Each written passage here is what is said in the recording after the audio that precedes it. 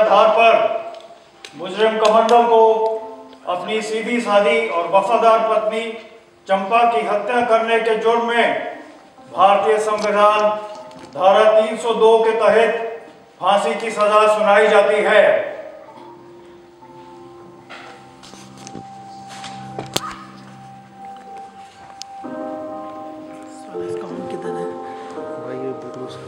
तैयार है? Yes sir. 5 4 3 2 1।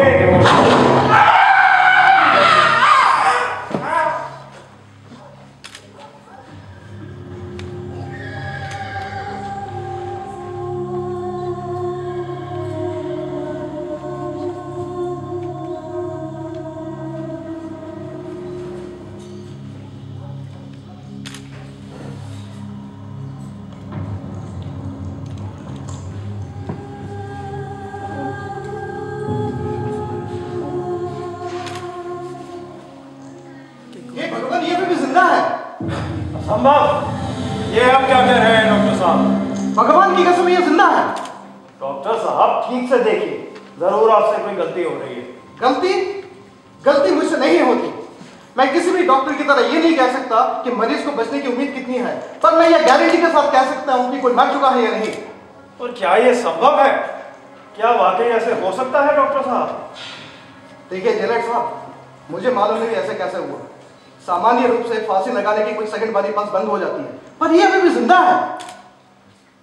Nakul Mukherjee, लाश को नीचे उतारो। देखिए जेलर साहब, इसे आप लाश नहीं कह सकते, ये अभी भी जिंदा है। आप लोग एक काम तो ठीक से कर नहीं सकते। आप मुझे नियम समझाना बंद कीजिए।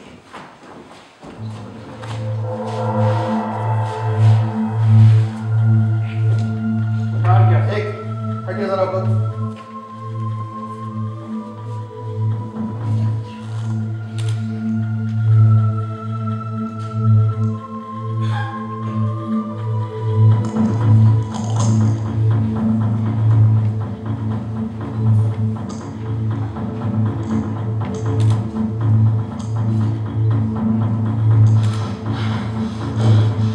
क्या कर रहे हैं डॉक्टर साहब? इसे कहते हैं आर्टिफिशियल रेस्पिरेशन, यानी नकली सांस देना।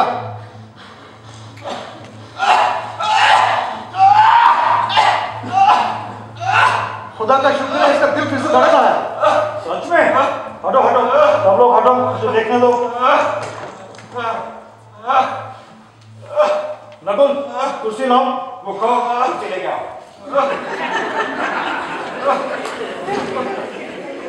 बिठाओ इसको कुर्सी पर।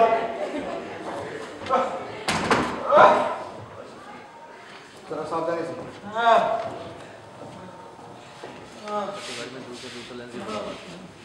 मुकर सर, इनके लिए पानी लाइएगा।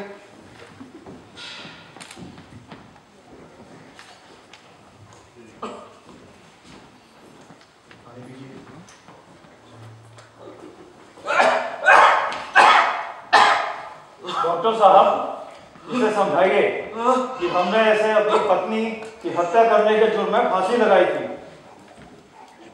कमांडर, क्या तुम मुझे सुन सकते हो? क्या मुझसे बात कर रहे हैं? हाँ हाँ, मैं तुम्ही से बात कर रहा हूँ। तुम्हारा ही नाम कमांडर है ना? मुझे कुछ याद नहीं। मैं यहाँ क्यों हूँ? तुम यहाँ इसलिए हो क्योंकि तुम्हें फांसी लगाई गई थी। आप मुझे फांसी लगाएंगे तो क्या होगा? आप मर जाएंगे। ये मरना क्या होता है? मरने का मतलब है जिंदा ना रहना। तो मैं भी जिंदा हूँ? हाँ हाँ, आप अभी जिंदा है। मैं आपके सामने खड़ा हूँ। क्या आप मुझे देख नहीं सकते? आप कौन है? अरे भाई, मैं डॉक्टर हूँ। मैं लोगों की जिंदगी बचाता हूँ। आप लोगों की जिंदगी बचाते हैं? हाँ हाँ, मेरा मतलब अक्सर। तो आप मरने की बात क्यों कर रहे हैं? Excuse me, jailer. It's getting a bit awkward. I don't think I should proceed any further. All right. Sir, हम पूछूंगा इससे अपना कोलकाता का सोजा भाषा में, शायद इसको कुछ मने पड़ जाएगा। पूछो Mukherjee. I am a god. और डॉक्टर साहब तो बता नहीं पा रहे संडे की दसेगा। अरे बहस बंद करो, ये सोचो इस मसले का हल कैसे किया जाए। सर मैंने एक आइडिया है, हम ऐसा करते हैं इसे पुरानी बातें याद कराते हैं, शायद इसकी याददाश्त वापस आ जाए। ठीक है। अरे कमांडर, और तुम्हें याद है कि तुम कत्ते में रहते थे और वहाँ एक रोलिंग मिल में काम करते थे और शराब पीने की इसे बहुत आदत थी और धीरे धीरे रेड लाइट एरिया में जाना लगे। फिर इसने माफिया से इतना पैसा उधार ले लिया कि उनके बोझ के अंदर नीचे दब गया। बकवास, बिल्कुल नहीं सकता। माफिया लोग अफगानी होते हैं। वो अफगानी लोग जो ड्रग बेचते हैं ना, वो पैसा उधार कभी नहीं देते। और तन्ने कैसे बता तुमको? और मेरे को पता है, हम जब हम दूसरा शादी किया था ना, तो हम वो अफगानी से थोड़ा पैसा लिया था। जी। तुम्हारे कुकर्मों की बात कौन सुनना चाहता है? शर्म आनी चाहिए, अपने से आधी उम्र की लड़की के साथ तुमने शादी कर ली। छी। तुम इसको कुकर्म बोलते हैं? वो क्या, तुम अपनी साली के साथ छुप छुप के प्रेम करता है? जेल में सबको पता है। ओए जगह बंद करो तुम दोनों।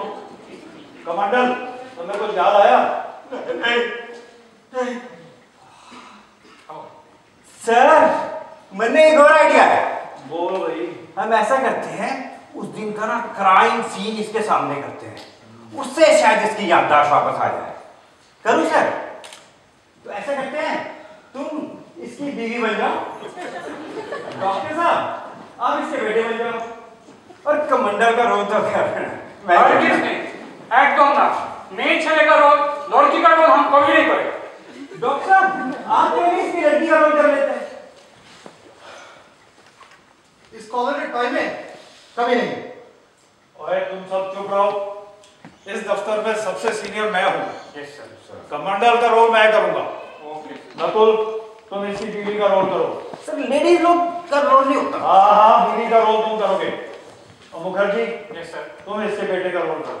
Okay sir. ठीक है, मैं उस कोने से कमरे में आता हूँ। Okay sir. Good idea.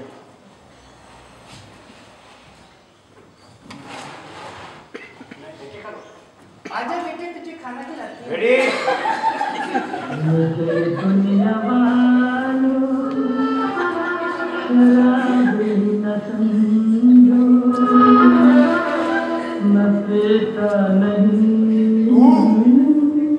तू साली मुझे पैसे दे। नहीं दूंगी। दे, मुझे शराब खरीदनी है। नहीं दूंगी। मैं तुझे मार डालूंगा। सर आप क्या कर रहे हैं? आप चंपा के ऊपर सीधा नहीं चपड़ सकते। आप पहले उससे पैसे मांगिए, वो आपको पैसे ना दे तब उससे मंगलसूत्र मांगिए। ओके। अगर मंगलसूत्र ना दे तब उसका गला दबाइए। सर आप दोबारा जाइए ना सर, दोबारा करते हैं। चलो फिर से करते हैं। आइए बेटा।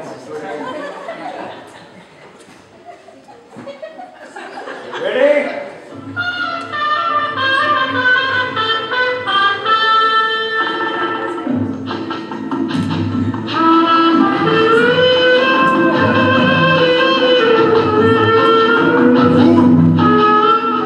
साली मुझे पैसे दे। नहीं दूंगी। दे, मुझे शराब खरीदनी है। नहीं दूंगी। पैसे नहीं देगी तो मंगलसूत्र दे अपना। इसको हाथ में लगाना। मैं तुझे मार डालूंगा। बाबा, माँ, तुम लोग झगड़ा मत करो, हमको भूख लगता है। ओए मुखर्जी, इतनी मोटी आवाज में रोएगा तो एक्टिंग करने का मन किसको करेगा? जब मैं बोलूं फिर रोना। तो फिर से करते हैं। रुको तुम सब रुको। कमांडर अभी रो रहा है, शायद उसे कुछ याद आ रहा है। कमांडर, क्या तुम्हें कुछ याद आ रहा है? हाँ, मुझे सब याद आ गया। क्या? मेरा एक सुखी परिवार था, मेरी एक पत्नी थी, मेरा एक छोटा बच्चा था, मैं नौकरी करता था। फिर क्या हुआ? फिर हमेशा की तरह मैं एक दिन काम पर गया तो देखा फैक्ट्री के दरवाजे पर बहुत बड़ा ताला लगा हुआ है। पता चला फैक्ट्री के मालिक फैक्ट्री बेचकर भाग गए। फिर क्या मुझे बोलो। फिर हम हमेशा फैक्ट्री के बाहर जाते और रोज इंतजार करते कि किसी दिन तो फैक्ट्री का वो गेट खुलेगा। आखिर फैक्ट्री के मालिक भी तो इंसान है, इतने सारे लोगों को भूखा मरता हुआ तो नहीं देख सकेंगे। लेकिन धीरे धीरे लोहे के उस गेट पर कुछ महीनों बाद जंग लग गया और साथ ही हमारी जिंदगी पर भी। मेरे सारे पैसे खत्म हो गए। मैंने सब लोगों के पास हाथ फैलाया, मुझे किसी ने नौकरी नहीं दी। मेरा छोटा बच्चा जो हमेशा मुझे देख के मुस्कुराता था, धीरे धीरे मुस्कुराना भूल गया। उसकी सूनी आंखों में मैं देख सकता था, उसकी आंखों में लिखा था, बाबा मुझे भूख लगी है, बाबा मुझे भूख लगी है, मुझे खाना दो बाबा। और मैं चोरों की तरह उससे आगे चुराने लगा। मैं उससे दूर भागने लगा। फिर क्या हुआ? फिर एक दिन देर रात मैं जब घर लौटा, ये सोचकर कि मेरा भूखा बेटा भूख प्यास को भुलाकर सो गया होगा, तो देखा मेरा बेटा खाना खा रहा है। मेरा बेटा खाना खा रहा है। ये खाना कहां से आया? मैंने चंपा से पूछा, ये खाना कहां से आया? चंपा बोली, उससे मेरे बेटे की भूख बर्दाश्त नहीं हुई थी, वो पास की दुकान से खाना चुरा लाई। मेरा बेटा चोरी का खाना खाएगा? हैं? मेरा बेटा चोरी का खाना खाएगा? ये सुनकर मेरा दिमाग गुस्से से झंझना उठा। मैंने वो खाने की थाली उठाकर फेंक दी। चंपा मेरे पैरों पर आके गिर पड़ी, मुझसे बोलने लगी, इसे खाने दो, इसे भूख लगी है, इसे खाने की जरूरत है। मैंने चंपा को धक्का दिया। पता नहीं मेरे हाथ चंपा की गर्दन पर कैसे पहुंच गए। चंपा कमजोर थी, भूखी प्यासी थी, मेरे हाथों की ताकत को नहीं बर्दाश्त कर पाई। मेरी चंपा गिर पड़ी, मेरी चंपा गिर पड़ी, मेरी चंपा गिर पड़ी और फिर मेरी चंपा कभी नहीं उठी। मेरी चंपा कभी नहीं उठी।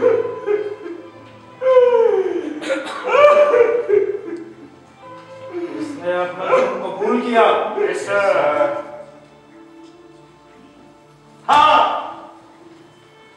आइए लगा दीजिए मुझे फांसी पर, लगा दीजिए मुझे फांसी। मेरे हाथ ही बांधने की कोई जरूरत नहीं है, मेरे सिर पर कपड़ा भी डालने की कोई जरूरत। लाइए मैं फंदा भी अपने गले में खुली डाल देता हूँ। मैं भी चंपा के पास जाना चाहता हूँ। मैं इन सब लोगों को बता देना चाहता हूँ, मेरी चंपा को मैंने नहीं मारा, मैंने नहीं मारा, मुझे मारा है इन लोगों ने फांसी देकर। और जिन लोगों को चंपा ने मारा है उन लोगों को फांसी कभी नहीं होगी, कभी नहीं होगी। Hang him till death.